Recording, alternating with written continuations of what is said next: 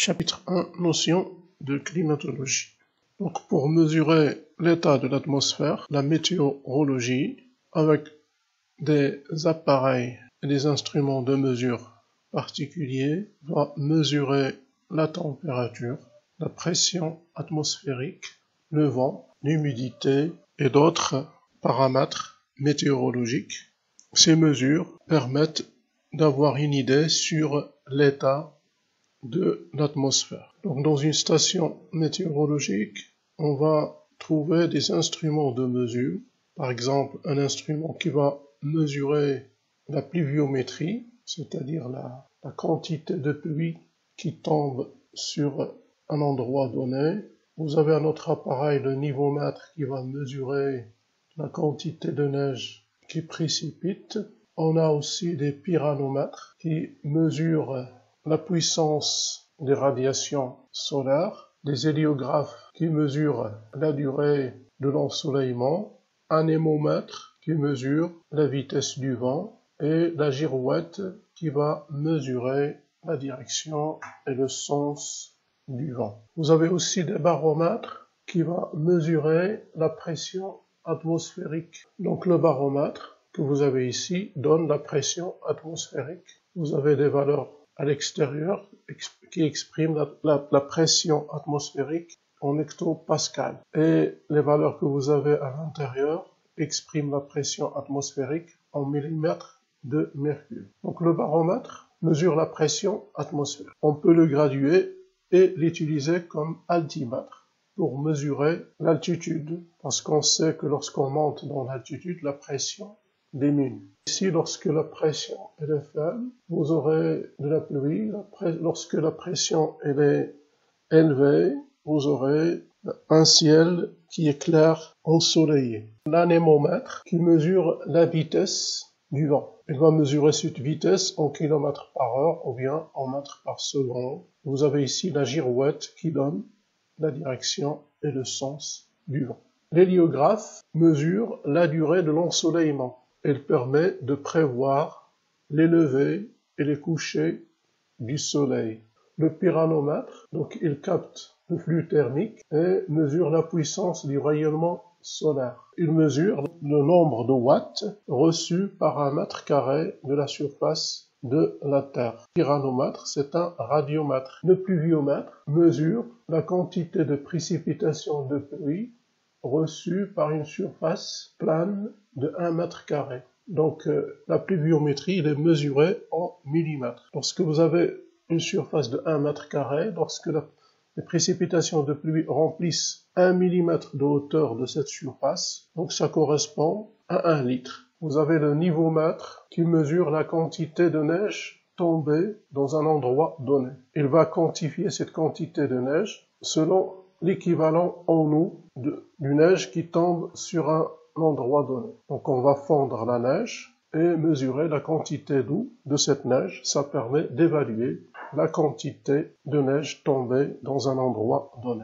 Donc c'est le nivomètre qui nous permet de quantifier la quantité de neige. La météorologie utilise aussi les satellites. Donc les satellites météorologiques, il y en a deux types. Les satellites géostationnaires et les satellites défilants. Les satellites géostationnaires sont situés dans des orbites élevées, situées à 36 000 km de la surface de la Terre. Ils sont situés au-dessus de l'équateur. Donc ils vont donner une image fixe d'une partie de la Terre. Ils tournent à la même vitesse que la Terre. Et vous avez les satellites défilants qui tournent tout autour des pôles nord et du pôle sud, situés à environ 850 km. Donc ces deux types de satellites assurent la couverture complète et continue de la planète. On peut mettre sur ces satellites des instruments de mesure météorologique. Et ces satellites envoient des images. Par exemple, ici, vous avez une image satellite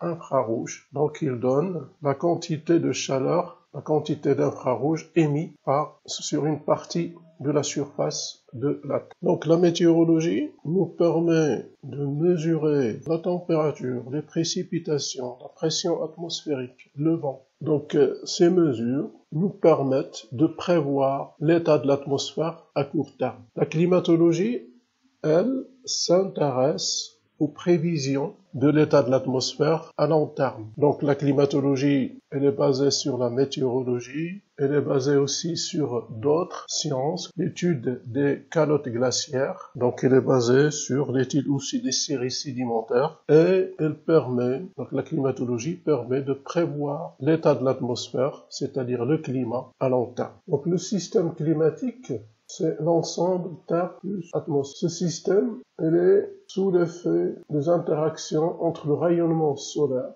et les éléments de ce système climatique.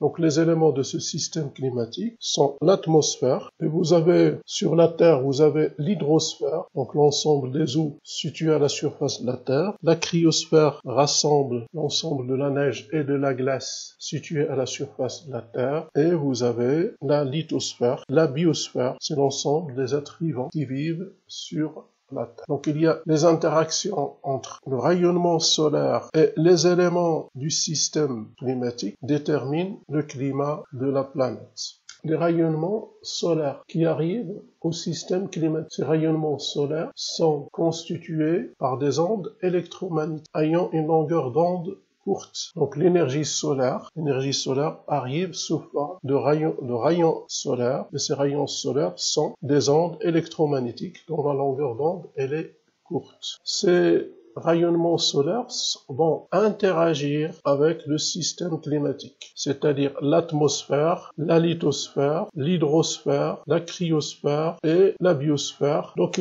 tous ces éléments de ce système climatique vont réagir entre eux, et ils vont réagir avec le rayonnement solaire qui donne l'énergie nécessaire à ces réactions. Et le système solaire va émettre vers l'espace un rayonnement constitué par des ondes électromagnétiques ayant une longueur d'onde très grande. Ce sont les infrarouges. Donc l'énergie solaire arrive au système solaire. Les éléments avec cette énergie, il y a des interréactions entre les éléments du système solaire, et ces interréactions vont déterminer le climat du système climatique. Donc l'évolution du système climatique dans le temps dépend de sa dynamique interne, c'est-à-dire des interactions entre les éléments du système climatique, et des facteurs externes peuvent agir sur ce système climatique. Par exemple, vous avez les facteurs externes naturels comme les volcans. Donc les volcans peuvent émettre des gaz et réagir avec le système climatique. Vous avez aussi des facteurs externes anthropiques. Ces facteurs externes anthropiques, c'est les activités humaines. Donc surtout les transports, l'industrie va émettre des polluants, va émettre aussi des gaz qui peuvent influencer le climat de la planète. Les facteurs climatiques. Le climat résulte de 3 types de facteurs. Les facteurs cosmiques, planétaires et géographiques. Les facteurs cosmiques sont liés aux variations de l'activité solaire. Facteurs planétaires dus à la sphéricité de la Terre, au mouvement de la Terre et au dynamisme de l'atmosphère. On a aussi des facteurs géographiques. Facteurs géographiques, c'est le lien entre l'atmosphère. Vous aurez des liens, des réactions, des contacts entre l'atmosphère et les océans, l'existence de relief, la végétation, les volcans et les installations humaines. Donc 3 facteurs qui agissent sur le climat, des facteurs cosmiques, des facteurs planétaires et les facteurs géographiques.